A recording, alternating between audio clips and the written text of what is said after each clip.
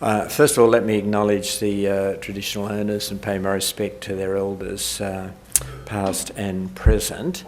And just to say in passing that of all our major issues for the triennium, which I'll run through in a moment, of course, Indigenous health is probably our main focus.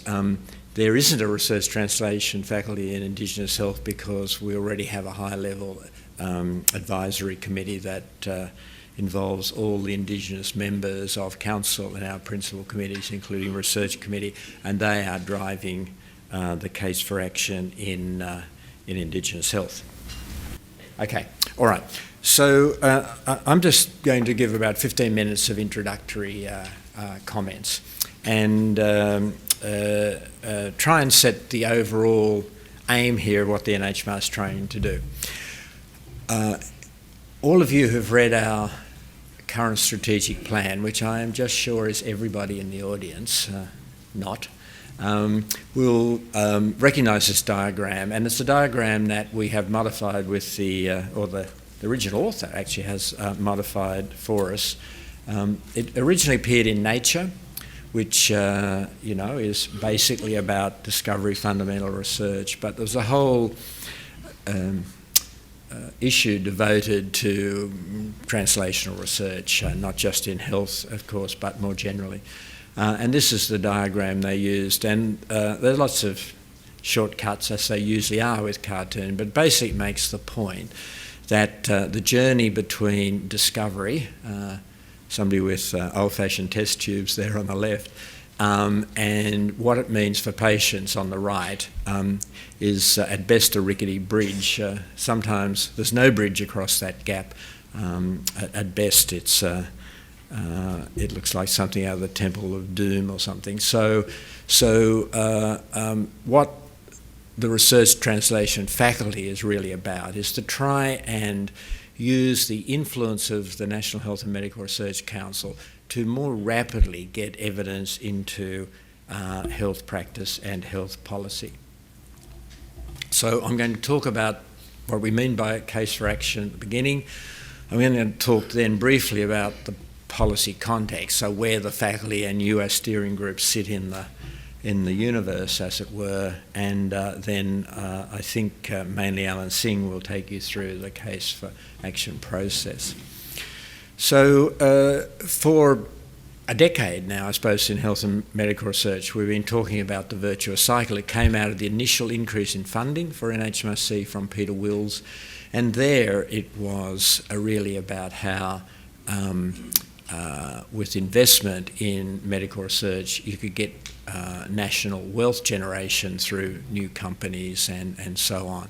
And I've been looking up whether that's been working for a talk I'm giving tomorrow night. And yes, it has, is the answer, because now the largest manufactured export from Australia is the category of pharmaceuticals and biotech. It beats cars. It beats wine. And if you look at the ASX's Biotech and Life Sciences Index, it's outperformed everything else on the stock exchange for more than a decade. So thank you, that's worked, and we'll make sure governments keep understanding that. But medical research is about more than wealth generation, although it is about wealth generation, it's more than that. And so what we're trying to do with the research translation faculty is bridge that gap between the creation of knowledge and healthier Australians through prevention, better treatments, better processes, improved performance of the health system itself. So the job for the research translation faculty, and your job, I don't think mission impossible should you choose to accept it, but a big task, is to come up with a very persuasive case for some specific action. And so we are setting up steering groups and faculties in each of what we call major health issues. They're priority areas for the triennium. The NHMRC Act calls them major health issues, so that's why we call them as well. And what we want is a big idea, not something incremental, not something that we need a bit more research in this area. We want an idea, and I'll talk about what the ideas might be, that is potentially transformational. Because for the NHMRC, that can help us achieve what the Act says we're there for, which is to improve individual and community health. That's what the NHMRC is there for. Research is one way we can do that. Proper ethical framework is another way, but through the Healthcare Committee and the Prevention Committee, we are charged with doing a fair bit more than that, and my own view is that we haven't really been achieving that for most of the last 20 years or so, and I'm hoping that this case for action and your work will take us up a level. So what are the potential actions that you could put in the case? There's a wide variety of things, but keep thinking transformational.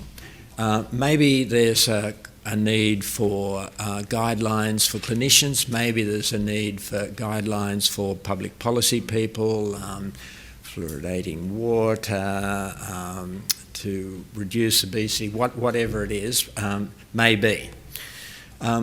Maybe it's just that the policymakers don't understand what the evidence is. And so sometimes the most useful and powerful thing is to bring the evidence together in an absolutely rigorous way, the sort of thing that the Cochrane collaboration does, and for the NHMRC to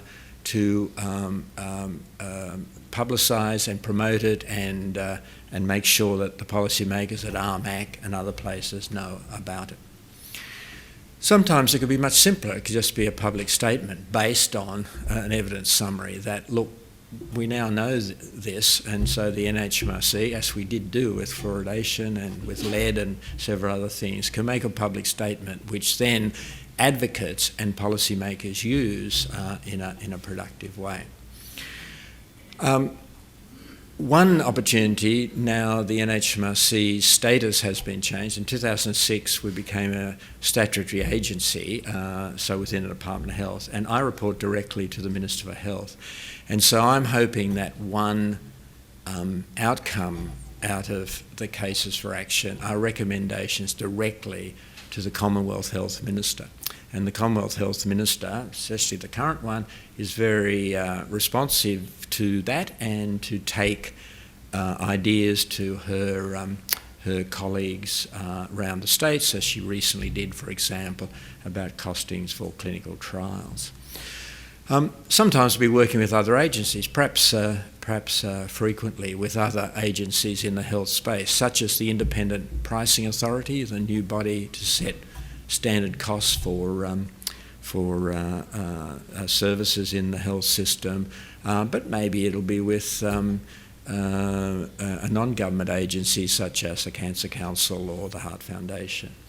And then finally, and I have done this deliberately, a specific targeted call for further research. Now you're a bunch of researchers, so your mind's going to immediately go to what extra research is needed. So I'm really a difficult bugger, and I'm going to keep pushing you away from that unless you can really come up with a transformational piece of research. And to argue that, you're going to have to argue against the criteria that the NHMRC's Research Committee have set up for calls for targeted research. They're rigorous, and one crucial bit is that we need this research in Australia because of the Australian specificity about this. So that's the way we set up our health system, or in the case of Indigenous health, because only we have Aboriginal and Torres Strait Islanders.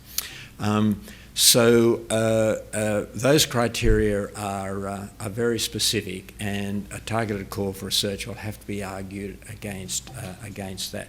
Furthermore, Research Committee will be the final arbiter of whether it gets funded or not. They have a bucket of money for targeted calls for research they put aside each year, and if I'm tough, they're even tougher, and of course they have the sort of responsibility of making sure that taxpayer money is spent well, and so they'll be the final recommendations. About 5 or 6 members of the research committee here today, and they're as tough as you can imagine, the 5 or 6 of them, aren't you, Lynn? So yes, you can call for a targeted call for research, but it would be pretty certain to be a research about implementation of knowledge or policy. So it's not going to be discovery research. That's where most of our funds are already committed to. It'll be about how can we know this, but it ain't happening. So how do we understand that?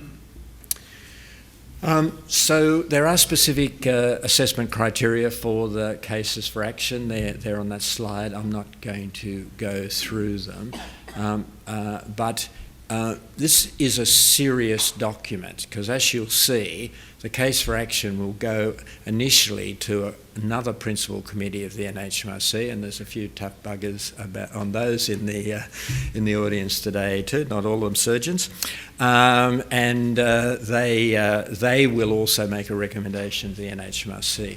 So we want, a bit like a project grant application way, a really compelling argument, very firmly based on evidence.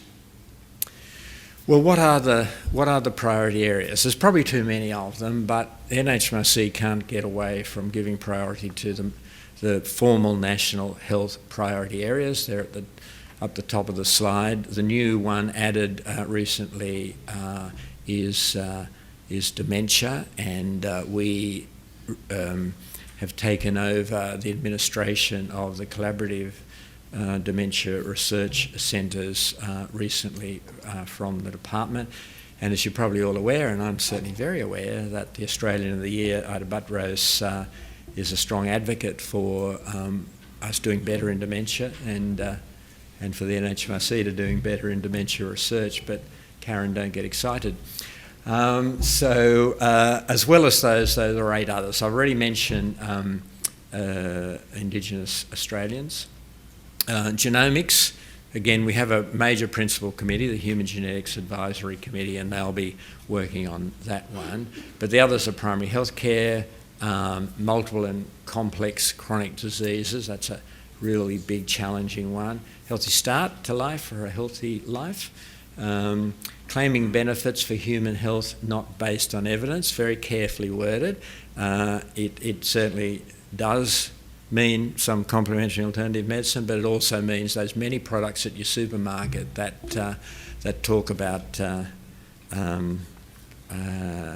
how you'll be thinner or healthier or be able to do more exercise if you take these. And of course there are things in the traditional medical area too that aren't based on evidence.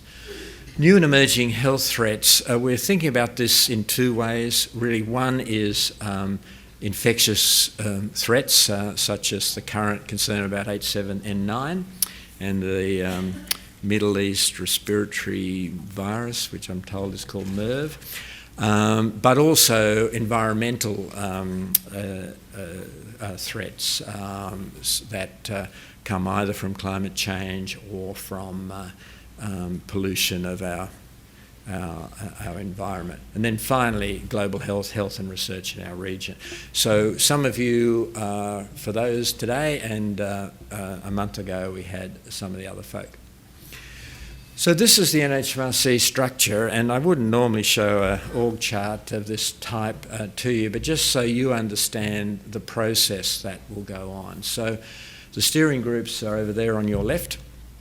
And when you have worked with the faculty to develop a case for action, my staff will work with you and bring it to the principal committees that are relevant, depending what the case for action is. So it's mainly around prevention and public health matters. It'll come primarily to David Roeder, who's here at the table here, his committee, which is Prevention and Community Health Committee. If it's mainly about clinical matters, it'll mainly go to the Healthcare Committee, which is it's a more clinically based committee.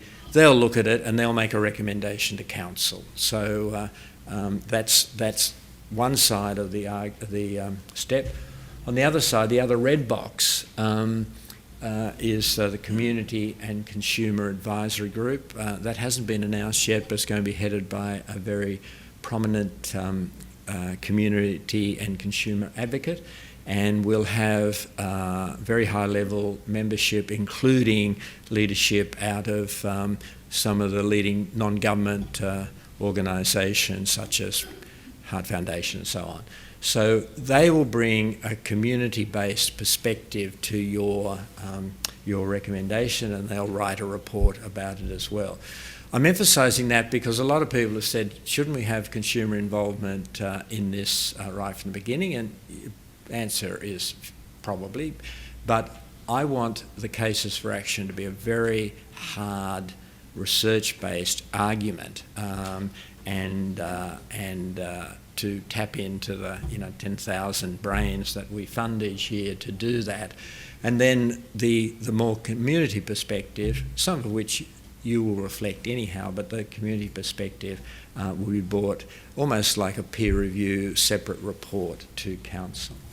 Final thing just to mention again, that Research Committee sits here. Research Committee under the Act have sole responsibility for making recommendations about anything about research, unless it's ethics, but anything else about research to council. And so if you call for research, it'll go there as the first step. This is the key stages. We're at the first dot point there, and we're establishing the process and having the initial workshop. There will also be an October workshop which has already been advertised, and we've had abstracts for which is part of the general activity around the research translation faculty. But then you, as a steering group, will work with the faculty, with the help of our staff, to identify the priority, the single case for action. It's going to be one by one, not 20 out of each group, but one by one, that you believe is the biggest gap that needs to be filled, and between what we know and what we do, and write the case for action, and then send it up through the New South Wales sky blue type colour there, which is more within the NHMRC side of things, still working with you, but through the more formal process. And I think that also points out the principal committees, Healthcare Committee, Prevention and Community Health Committee, and we'll be providing also some IT platform to help. So your role, and thanks again for agreeing to do it, is to get a discussion started, and we'll go through what you might do today.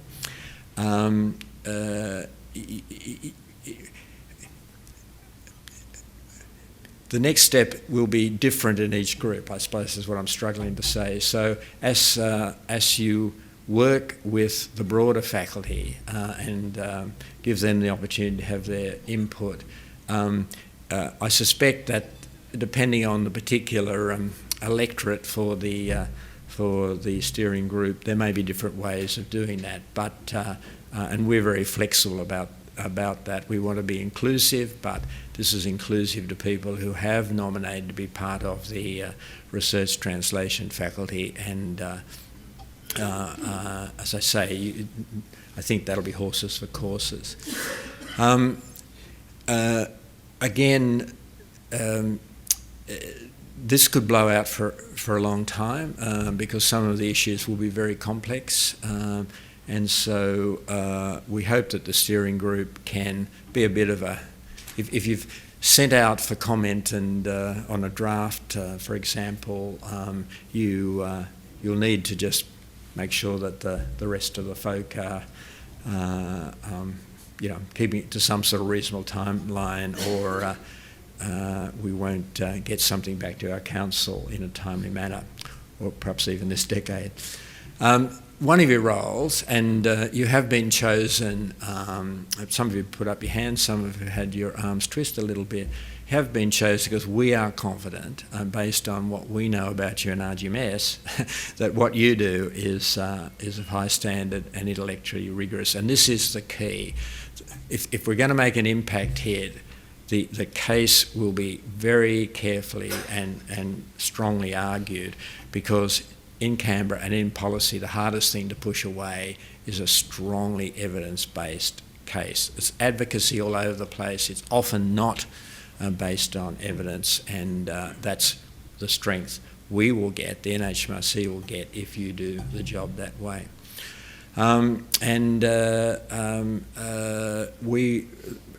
Our staff will work with you about updates and so on, because we just want to make sure that we're giving you the support that we can, which is thin, and I'll admit this, it is thin, and we'll try and do it as effectively as possible.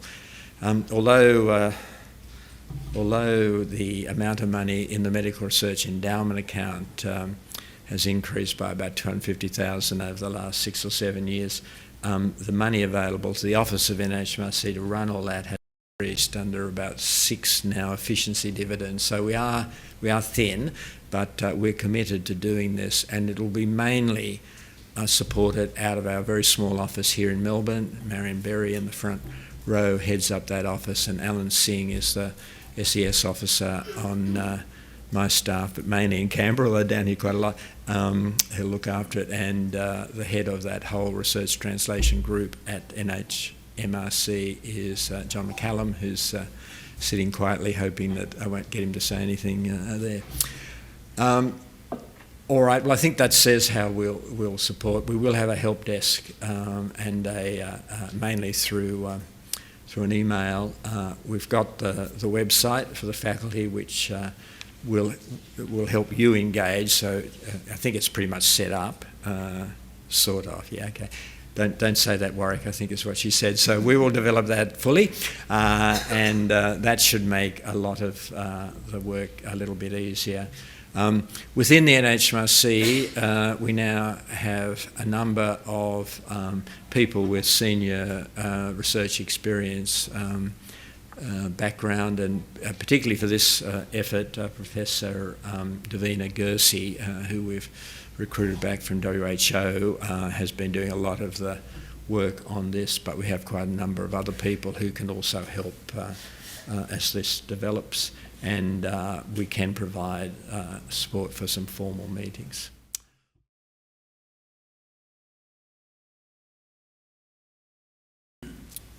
Good morning all. As Warwick mentioned, I'm Alan Singh, and I'm the individual who's fortunately in charge of running the whole project.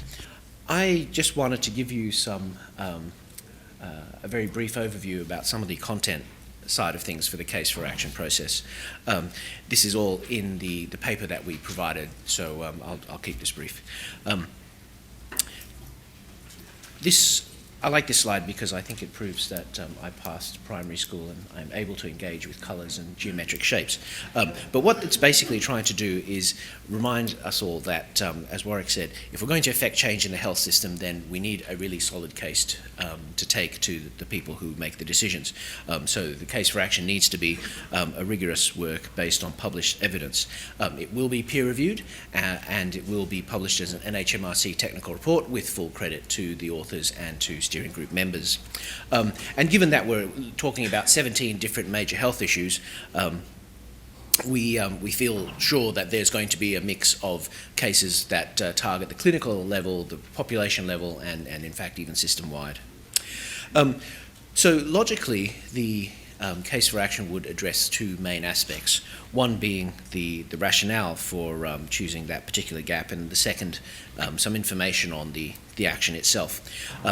Obviously, well, the requirements are spelled out in more detail in your papers, but obviously we'll be interested in terms of the rationale on things like what are the barriers, what's the benefit, what's the current situation, but we think it's also very important, again, with that emphasis on convincing people in the health system that the case for action also cover questions of cost effectiveness and economic considerations. We also think it's very important to identify groups that might be particularly affected, for example, Indigenous Australians. The second major aspect would then be about, logically, the action itself. And here we're interested in a clear plan of how we might go about implementing the action, including who the NHMRC would need to work with, timeframes, how you'd measure success. But we think it's also very important to analyse why change hasn't already happened, because as we know in many cases there's good evidence for things and yet it hasn't been translated into actual practice. So we need to know why it hasn't happened already and how those barriers can be overcome. We're also very interested in any ethical issues our Health Ethics Committee could look at. That is a very quick and whistle-stop tour through the content side of the case for action.